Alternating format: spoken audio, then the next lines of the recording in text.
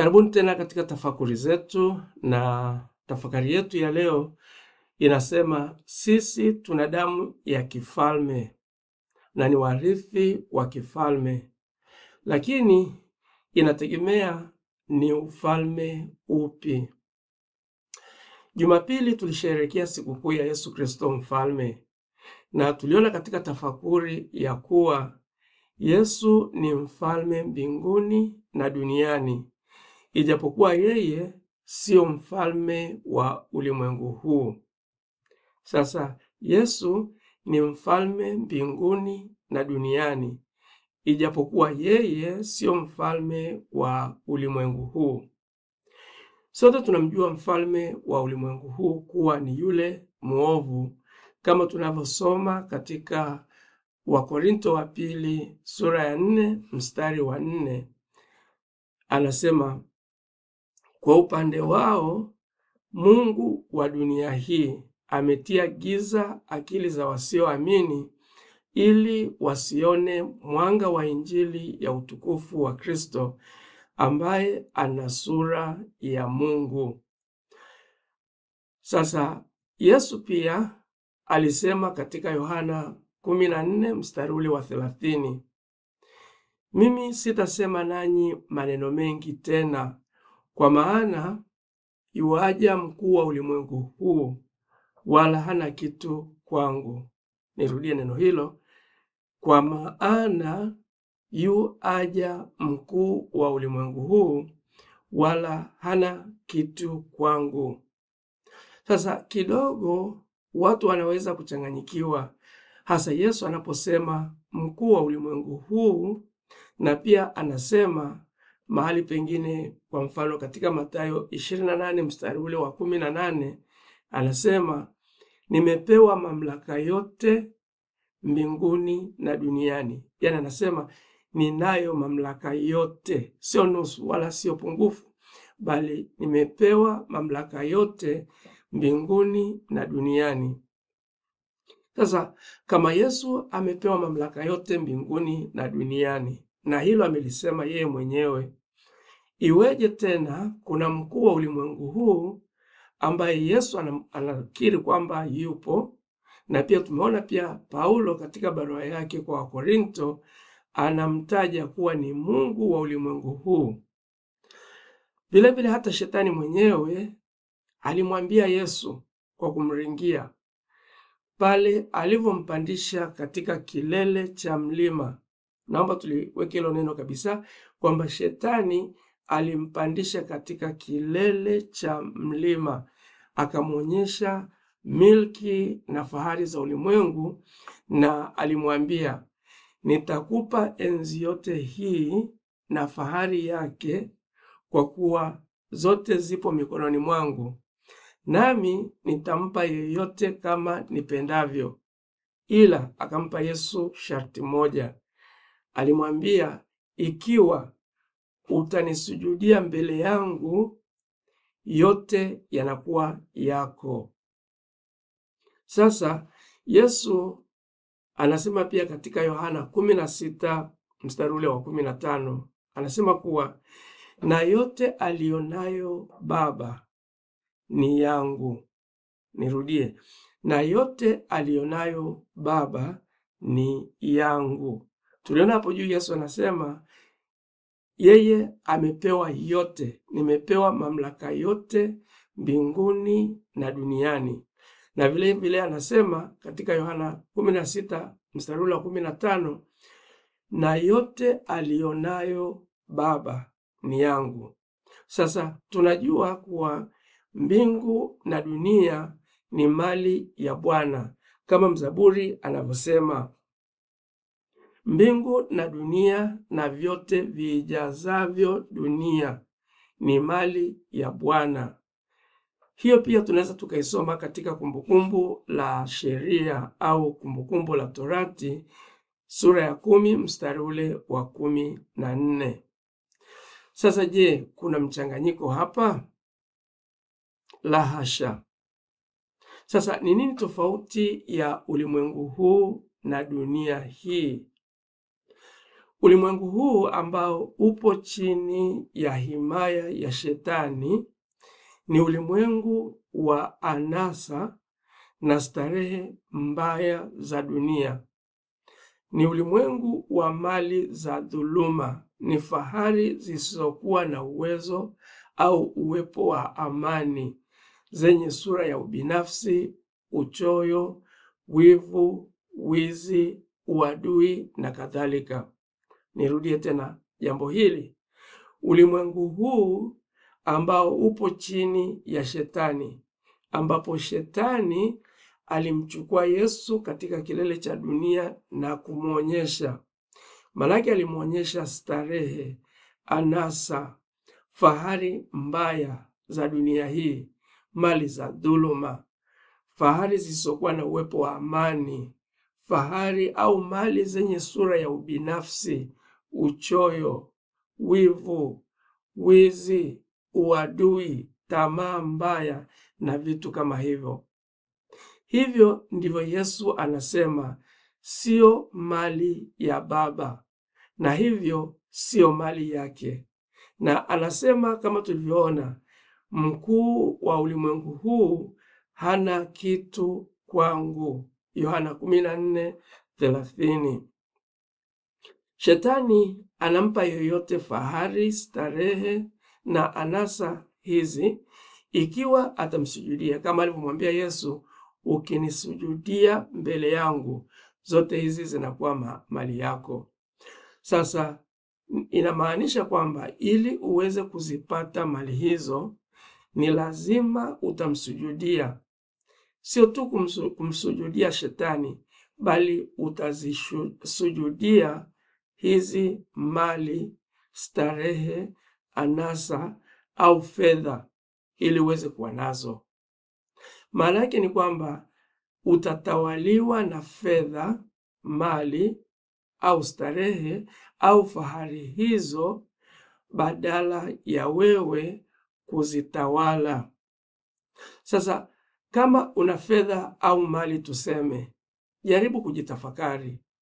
Je, mali hizi zinakutawala kiasi kwamba unakazana kuzilimbikiza hata na kuzidi, lakini huna amani?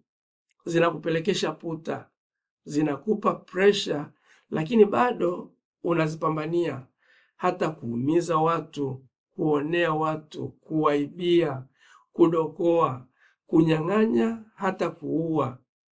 Unang'ang'ana kuzilinda kwa kutumia hata nguvu za giza na mambo kama hayo. Mtu anakuwa na mali, lakini anakazana kuificha kwa sababu hakuipata kihalali. Na unakuta watu wa namna hii wanaishia kupata hofu, wanakuwa na mastresi ya kutosha, wanakuwa na mapresha, na hata wakati mwingine wanaishia kufa kwa ajili ya mali walizonazo. Hizo, ndugu yangu, utakuwa umezipata kwa kumsujudia mkuu wa ulimwengu huu. Manake umerithi kwa mkuu wa ulimwengu huu. Kuna watu wana mali na wana fedha, lakini huwezi ukawaona wakiishi katika maisha ya ubinafsi, maisha ya choyo. Mali hizi wanazipata kwa haki, hawaibi, hawaumizi, hawatumii njia zozote mbaya kuzipata. Tena utaona wapo tayari kuzishirikisha mali hizi kwa wale wasiokuwa nazo. Watu kama hao utaona kwamba wana amani moyoni, wana furaha, hawana mambo ya kukimbia kuficha mali hizi, kutafuta waganga wa kienyeji kuzisindika hizi mali au kufanya vitu kama hivyo.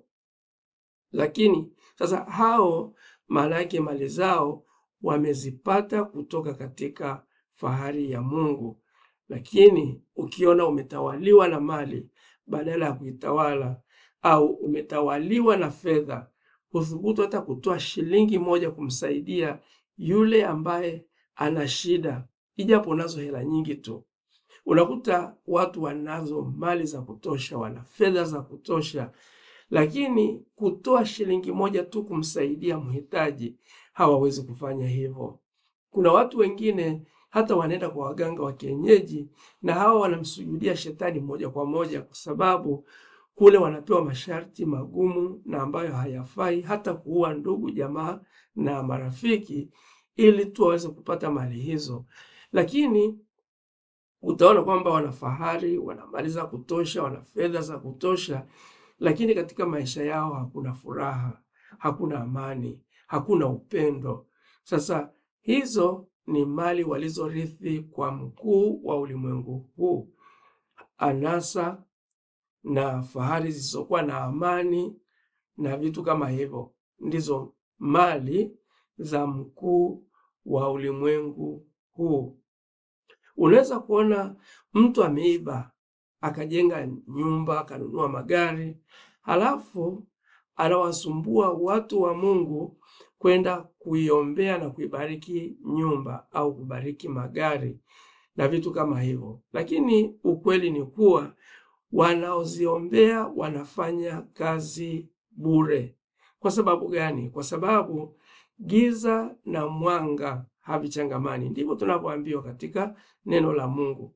Sasa endapo kama mali zimechumwa katika giza na zipo katika himaya ya giza, iweje mwanga uvibariki? Na tunaambiwa kabisa kwamba giza na mwanga haviendani, kama Biblia inavyosema, nayo nuru huangaza gizani, nalo giza halikuweza kushinda.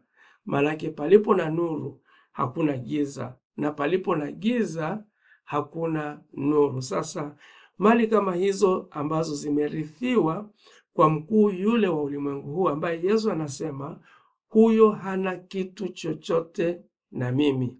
Kwa hiyo endapo kama umepata mali kwa huyu mkuu wa ulimwengu, hata uziombee vipi, hata zibarikiwe na maji ya baraka kutoka kwa Baba Mtakatifu, hakika ni kwamba mali zile hazibarikiwi.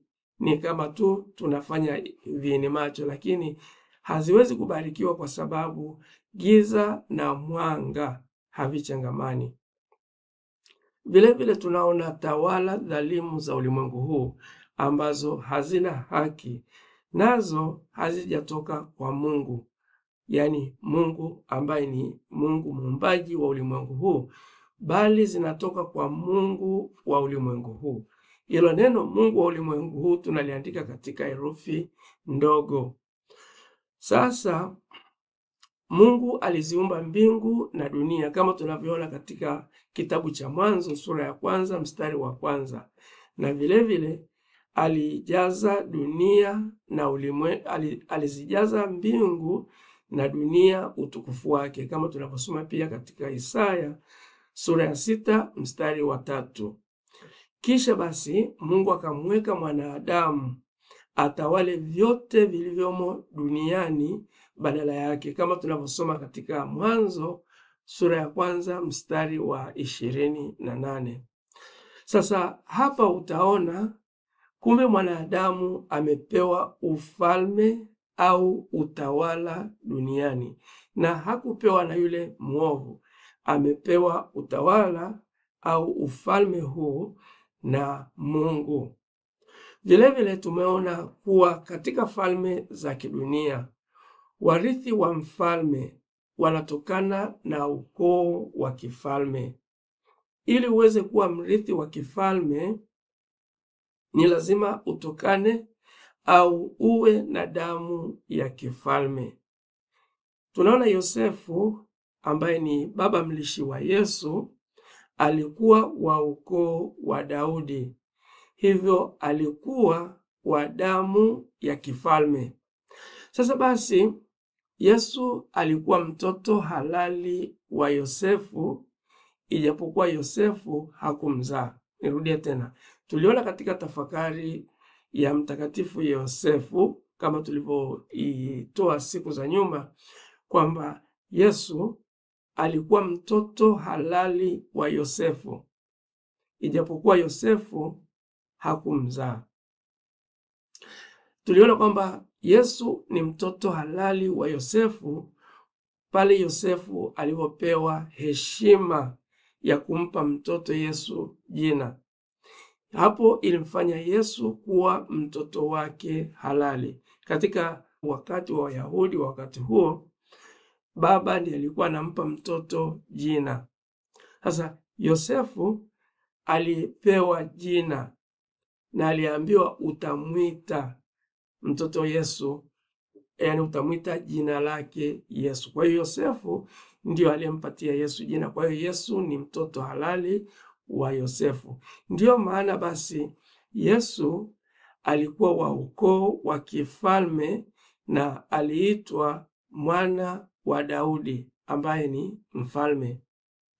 Wakati malaika alipompasha Mariamu habari na kumzaa Yesu, alimwambia hivi: yeye atakuwa mkubwa na ataitwa mwana wa Mungu mkuu, yani Bwana Mungu atampa kiti cha mfalme Daudi baba yake. Na hii tunaipata katika Luka sura ya 1 mstari wa 32. Yesu Kristo ni mfalme na yeye mwenyewe alikiri kuwa ufalme wake sio sawa na falme za kawaida, yani falme za dunia hii. Yesu alizaliwa katika damu ya kifalme ili kutufanya sisi upya taifa la kifalme na makuhani. Nirudie.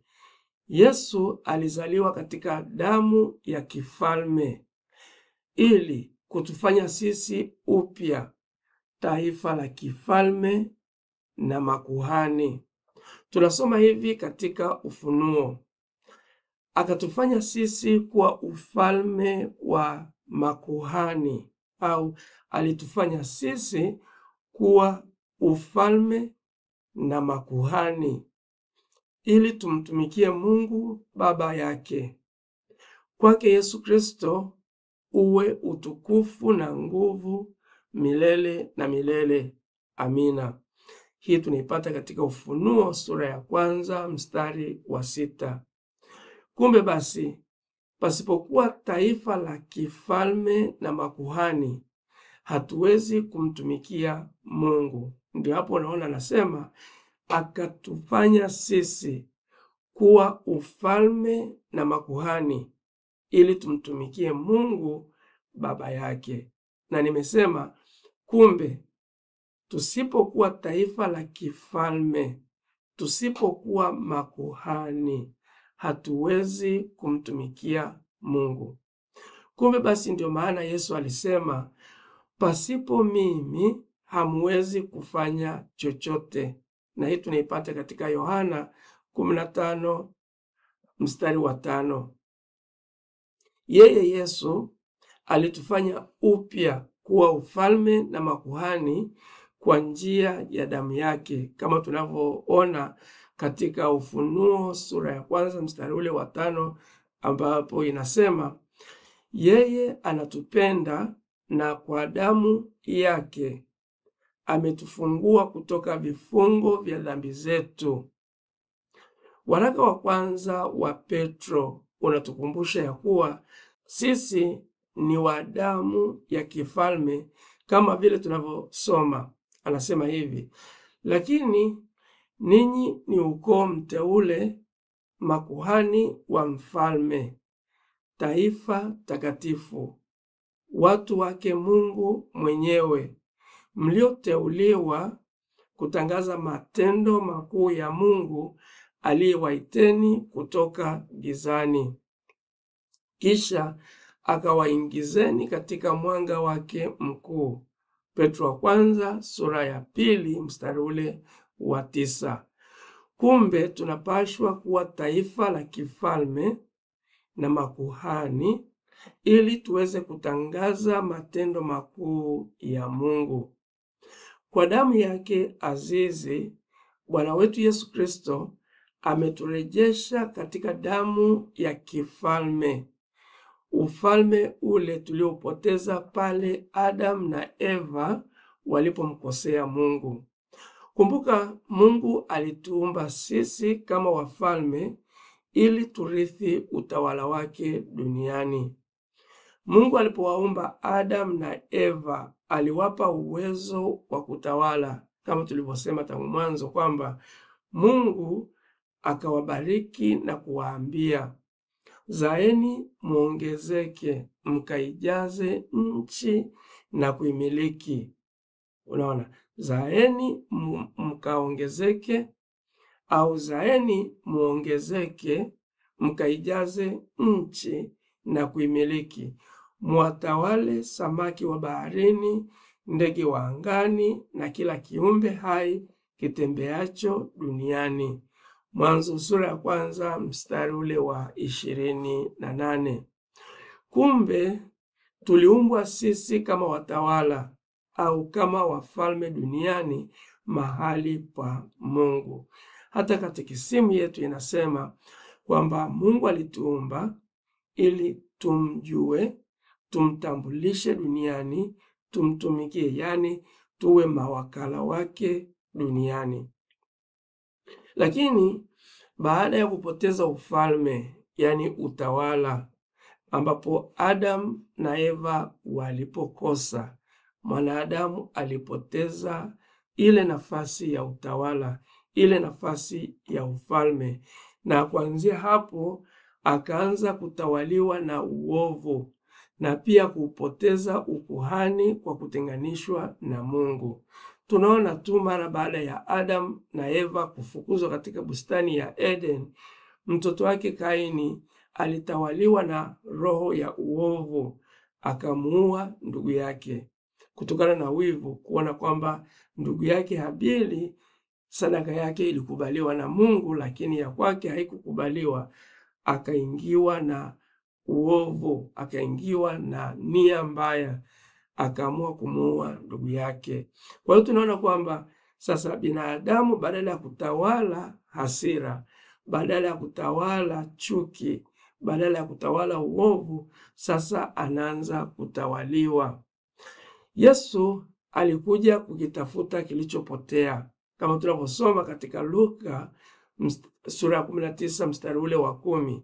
Yaani alikuja kutafuta ufalme wa Mungu duniani, ndio ambao uliokuwa umepotea. Sasa kwa damu yake ameturejeshea ufalme na ukuhani. Sasa tujiulize, je, tumeupokea ufalme na ukuhani alioturejeshea Yesu kwa njia ya umwagaji wa damu yake azizi, au tumepokea ufalme na ukuhani wa yule muovu? Sasa kama jibu letu ni ndio, basi tujiulize tena, kama sisi ni wafalme na makuhani wa Kristo, je, tunazitawala tamaa zetu? Je, tunatawala anasa za dunia? Je, tunatawala wivu? Tunatawala uasi? Hivi tunatawala hasira? Au tunazitawala choyo zetu? Au hatupo wa binafsi? Maanake tunatawala ubinafsi, tunatawala uchonganishi, tunatawala usengenyaji, tunatawala ulafi, tunatawala uadui na vitu kama hivyo. Sasa ukijitafakari, basi upate kuona kama unavitawala vitu hivyo au bado unatawaliwa na vitu hivyo. Itoshe tu kuelewa ya kuwa tumetafutwa na kukombolewa kwa damu ya thamani sana, damu ya Bwana wetu Yesu Kristo, na sisi sasa ni watawala na sio watawaliwa. Asanteni.